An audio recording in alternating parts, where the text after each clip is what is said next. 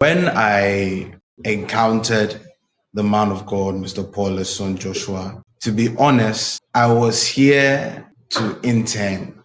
I remember this was in around 2019. That's when I began to work under Paul's son consulting.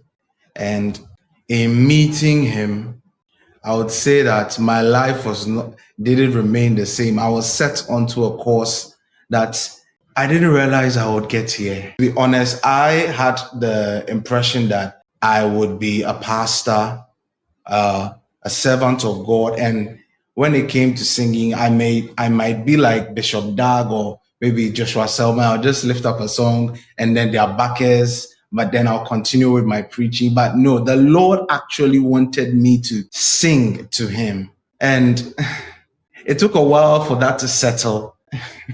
It did.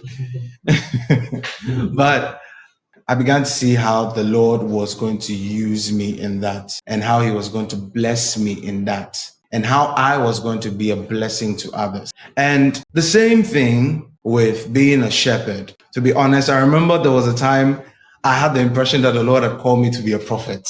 This also had to settle in.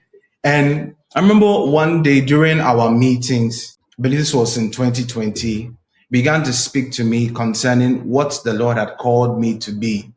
And that was to be a shepherd. That also needed to settle in. I needed to ask myself critical questions. What made me think that the Lord had called me to be a prophet? When I began to scrutinize that, then I realized that, okay, that was not what the Lord has said. But I had gotten the impression that that was what it was. And because of my impression and me declaring that indeed the Lord had called me to do that, there were certain battles that were coming my way that I couldn't fight, because that was not what the Lord had called me to be. But I had been declaring it. So I was attracting certain battles and warfare connected to that particular office. And so I was going through struggles. Yeah. So I was saved when I realized what the Lord had called me to. It was a deliverance. Really? It was a deliverance.